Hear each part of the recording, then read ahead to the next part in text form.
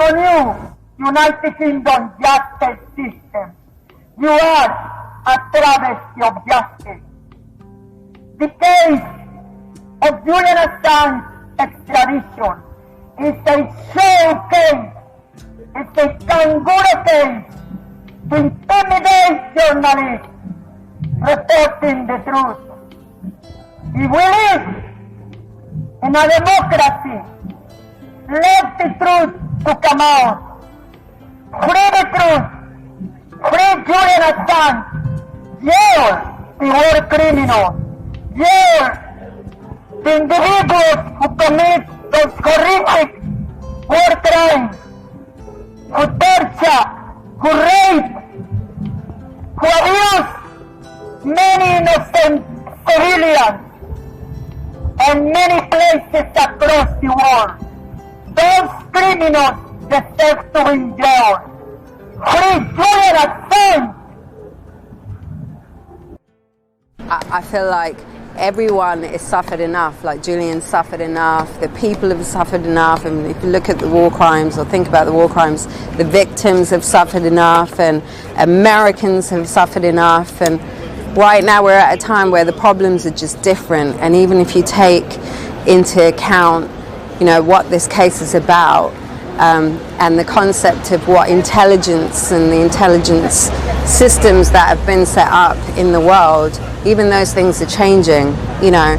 And just having witnessed the court case on YouTube with the heads of every sort of cyber, you know, technological leaders, from Mark Zuckerberg or Tim Cook at Apple or Mr. Amazon, and then hearing this case within a month's space, and the detailed it's scrutinized at, and every sort of combing of every random tweet that was ever made, you know, and using Wayback Machines to go into every single detail in the scope that it's combed through, compared to how, you know, having Silicon Valley hearing and how not much was really discussed in detail.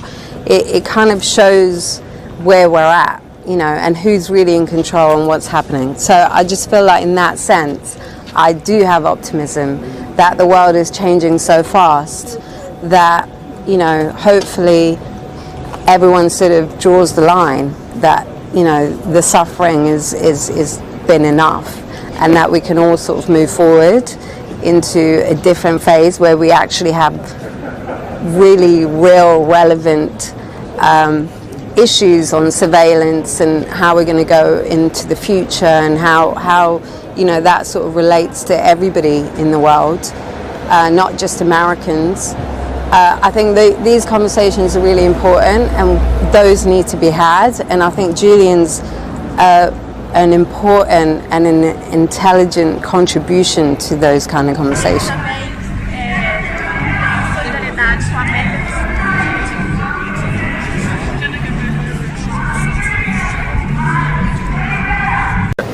Not a single incident has emerged and been pointed out.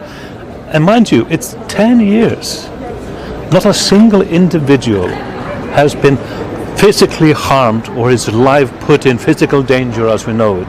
And that has not been established in this court, never before anywhere. No harm.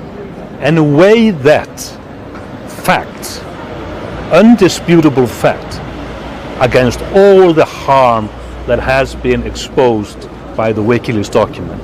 Weigh that together. And if you do that, the entire arguments by the prosecution here just falls flat on its face.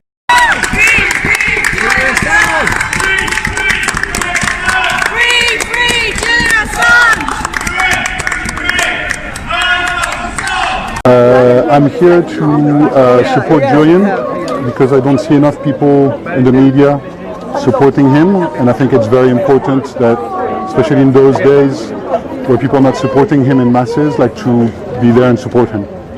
And I think, especially in those days where war criminals like George Bush are being publicly supported by a whole fringe of even the left, and Julian is behind bars, and having known Julian for like 10 years now, and having seen the way he's been treated over those last 10 years, is very unfair. So I'm just here to show my support.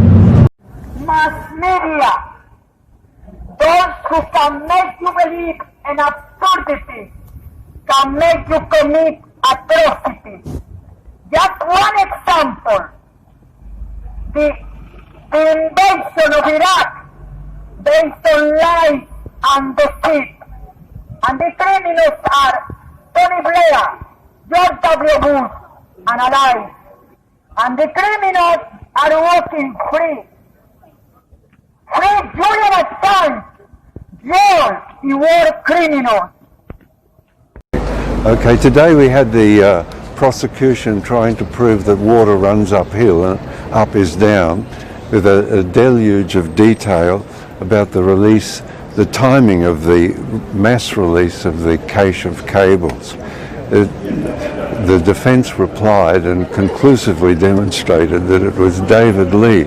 We can only conclude from the amount of time that the prosecution spent defending David Lee is that David Lee is a state asset. So anyway, the defence, I don't like to say the defence actually, we progressed and we, I think, moved to the place where the case will be thrown out, that the extradition will fail on the grounds that there is simply no evidence and no means to extradite Julian to the United States. No extradition! It's only one decision! No extradition! It's only one decision! No extradition! It's only one decision! No extradition! It cannot be the case! So we heard from a witness, a computer expert, Professor Grothoff, who testified about the timeline that led to the release of the unredacted diplomatic cables in September 2011. It's very important to establish that because how that came about, because at the core of the entire argument here is that Wikileaks behaved irresponsibly and that the unredacted cable contained names of people that could be harmed, etc. So establishing what really happened before September 2011 is important. And Professor Grothoff was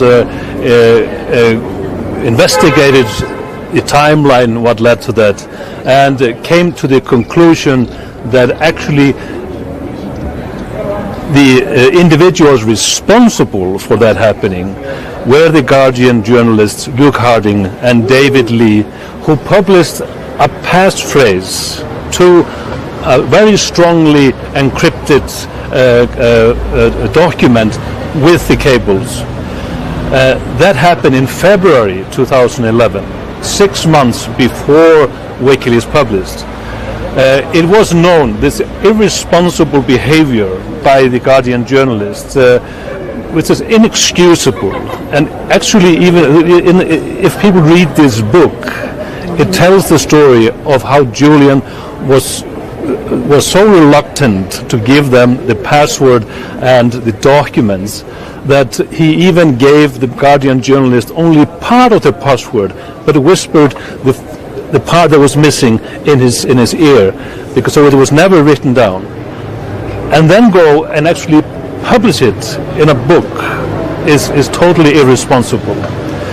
And that led to a chain of events that at the end of August it was known that the information was out there, the cat was out of the bag. And actually, Wikileaks was not the first entity to publish these documents.